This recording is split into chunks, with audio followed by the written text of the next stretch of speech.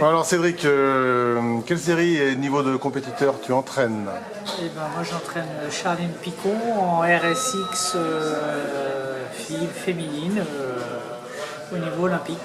Et est-ce que tu as d'autres, ton vécu d'entraîneur J'ai entraîné quasi toutes les séries, de l'Optimiste en laser 420, enfin les dériveurs, le kata, des jeunes minimes jusqu'au plus haut niveau olympique, quoi. En passant par l'épaule, voilà. Donc tu vas pouvoir répondre à la deuxième question. Quel est pour toi le rôle essentiel ou central d'un entraîneur? Accompagner au mieux son athlète pour qu'il puisse mener à bien son projet. Voilà, moi ma phrase fétiche, c'est de dire qu'à partir du moment où déjà un entraîneur n'entame pas ou freine pas la progression d'un coureur, c'est que déjà on va dans le bon sens. Voilà. Donc voilà, c'est vraiment un rôle d'accompagnateur de projet et de performance, quoi. Donc sur tout type de domaine, on n'est pas forcément expert dans tous les domaines. Après il faut avoir l'intelligence de s'entourer justement sur les manques.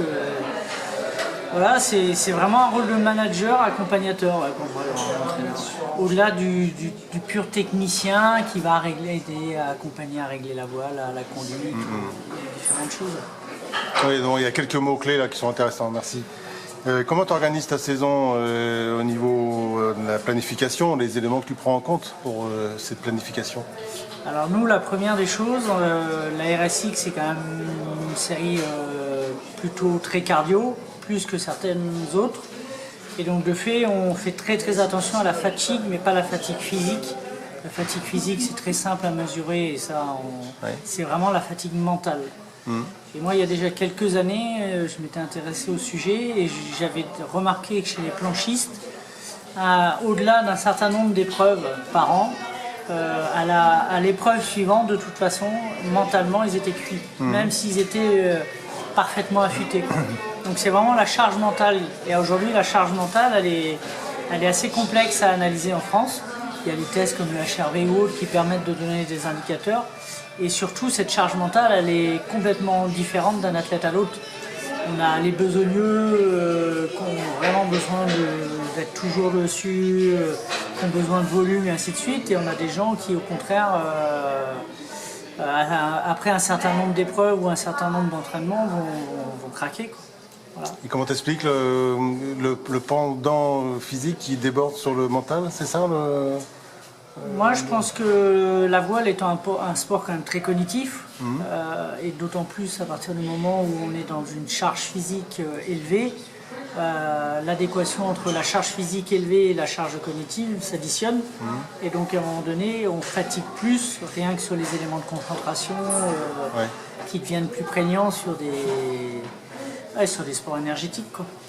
Donc c'est le couplage des deux qui est plus complexe à mon avis à gérer. Ok. C'est dû vraiment au support planche, qui est un support rapide aussi, peut-être? On a beaucoup échangé cet hiver avec le biathlon. Et donc avec le côté tir et finalement les planchistes ne sont pas si éloignés que ça de la charge du biathlon.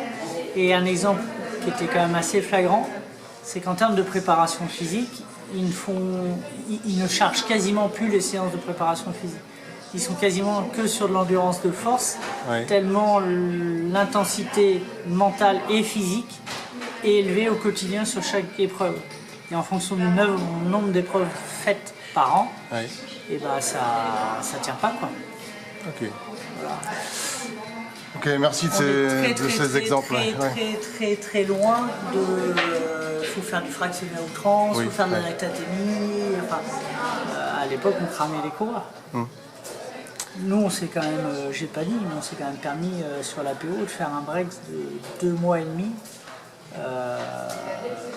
En plein milieu de PO, quoi. Pendant 2 mois et demi, elle n'est pas montée sur sa planche, quoi. C'est des choses que tu vois dans d'autres sports ou même en voile, on prend pas en fou, quoi. Oui, c'est nouveau. C'est une autre approche. Voilà. Ok. Enfin, aussi très pratique en question-réponse, comment tu gères tes débriefs? Bon, là, tu as une athlète, mais dans ton expérience, de façon collective, individuelle, tu as une forme particulière, une façon de poser les questions? Les dernières formations que j'ai vécues de coaching, d'accompagnement, de préparation mentale, m'ont beaucoup apporté sur justement le questionnement et la posture d'écoute et de questionnement. Et je pense qu'une des clés, elle est là. Déjà de ne pas orienter ses questions, parce que c'est tellement simple d'orienter et du coup d'inciter la réponse, d'éviter d'être dans l'interprétation, les croyances, essayer d'être dans une posture d'écoute active et vraiment d'accueil de l'autre. Pas d'être forcément toujours en essayant d'orienter ou d'amener l'autre à un certain résultat. Voilà. L'idée de fond, c'est vraiment cette posture d'accueillir ce que l'autre souhaite vraiment en dire. Et un des outils qui est très intéressant autour de ça, c'est la réitération, l'utilisation des mots de l'autre. Donc, tu as voulu me dire ta ta ta, et donc quand tu me dis ta ta ta, à quoi ça correspond, ou qu'est-ce qui se passe, et en termes de sensations, et est-ce qu'il y a autre chose, et du coup, en reprenant les mots de l'autre, il y a un niveau d'échange de communication qui est favorable à l'émergence justement de ce qu'on cherche, quoi, les informations. Voilà.